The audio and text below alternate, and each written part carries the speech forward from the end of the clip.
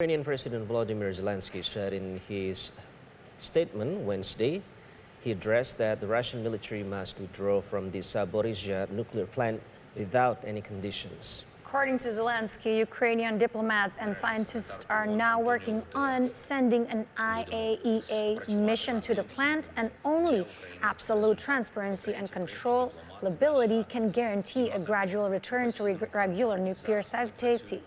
Earlier in August, shelling and several explosions at Zaporizhzhia forced the shutdown of an electrical power transformer and two backup transformers, forcing the shutdown of one nuclear reactor.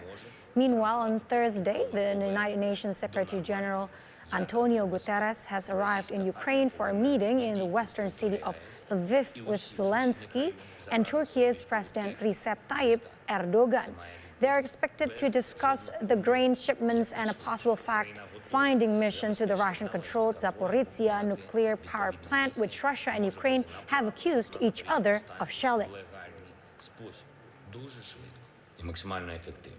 Вже прибув генеральний секретар ООН Антоніо Гутерреш.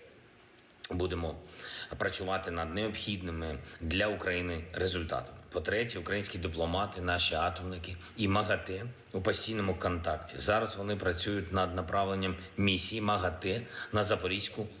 The head of the World Health Organization on Wednesday described the persistent crisis in Ethiopia's Tigray region as the worst disaster on earth, and wondered aloud if the reason global leaders have not responded was due to the color of the skin of the people in Tigray.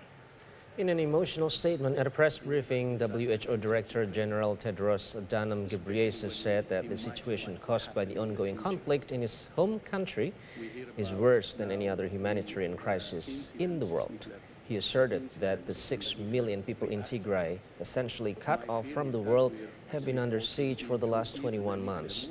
He described the Ukraine conflict as a crisis that has the global community potentially sleepwalking into a nuclear war that could be the mother of all problems, but argued the disaster in Tigray was far worse.